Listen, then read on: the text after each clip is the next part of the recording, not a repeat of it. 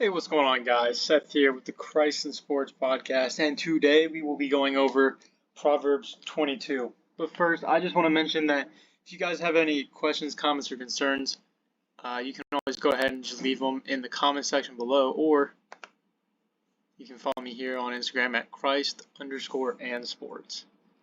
But with that, let's go ahead and get into the video.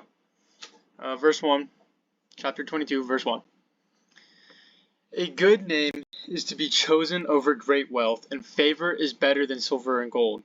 So like your reputation has more valuable. It's not what you know, it's who you know kind of thing. The rich and the poor have this in common. The Lord made them both. A sensible person sees danger and takes cover, but the inexperienced keep going and are punished. Not unpunished, but punished. The result of humility is fear of the Lord, along with wealth, honor, and life.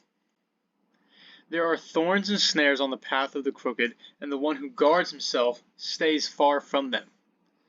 I think I was talking about this last video. So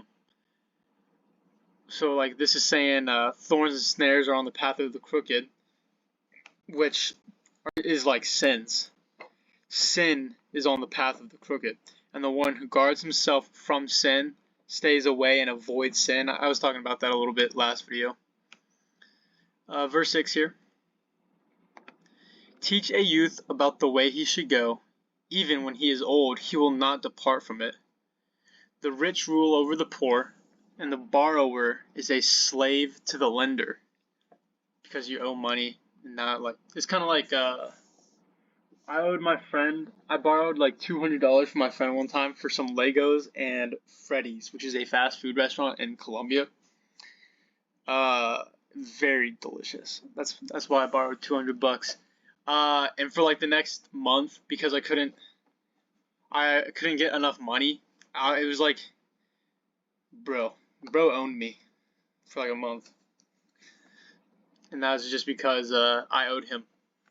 I literally owed him money. Verse 8. The one who sows injustice will reap disaster, and the rod of his fury will be destroyed. A generous person will be blessed, for he shares his food with the poor. Drive out a mocker, and conflict goes too. Then quarreling and dishonor will cease. Yeah, so conflict, quarreling, and dishonor comes from a mocker. And so if you get rid of the mockers in your life, the wicked, the foolish, your problems will go away. The quarreling will stop. You'll be honored. Verse 11. The one who loves a pure heart and gracious lips, the king is his friend. The Lord's eyes keep watch over knowledge, but he overthrows the words of the treacherous. The slacker says, there's a lion outside. I'll be killed in the public square. The mouth of the forbidden woman is a deep pit, and a man cursed by the Lord will fall into it. Yes. Seduction is a deep trap for many men. And from experience, yes, it is a curse, dude. It's a deep pit that you can't get out of. It is a curse. Verse 15. Foolishness is tangled up in the heart of a youth, and the rod of discipline will drive it away from him. Oppressing the poor to enrich oneself and giving to the rich, both lead only to poverty. Alright, looks like we're going to go over a section here of words of the wise. From 17 through the end of the chapter at 29. Verse 17, here you go. Listen closely, pay attention to the words of the wise, and apply your mind to knowledge. For it is pleasing if you keep them within you, and if they are constantly on your lips. I have instructed you today, even you, so that your confidence may be in the Lord. Haven't I written for you 30 sayings about counsel and knowledge, in order to teach you true and reliable words, so that you may give a dependent report to those who sent you? Yeah, basically this is saying, this whole time, right, it just said here in verse 20, haven't I told you 30 things about counsel and knowledge, right? Haven't I instructed you that you should have your confidence in the Lord? And that's what the past 20 chapters have been. But then also we are challenged to apply this knowledge and wisdom and counsel, and apply it to ourselves, and let it be what we're known for. Let it always be what we're talking about, constantly on your lips. Apply your mind to knowledge. And then it looks like we're wrapping up here. Verse 22. Don't rob a poor man because he is poor, and don't crush the oppressed at the gate, for the Lord will take up their case and will plunder those who plunder them. Don't make friends with angry men, and don't be a companion of a hot-tempered man, or you will learn his ways and entangle yourself in a snare. Don't be one of those who enters agreements and who puts up security for loans. If you have no money to pay, even your bed will be taken from you. Kind of going back to when I owed my friend $200. If I have no money to pay, bro literally owned me for a while. Kind of like in our government now too. You have a loan from the bank on your house.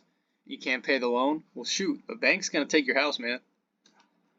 Right from underneath you. They don't care you're living there.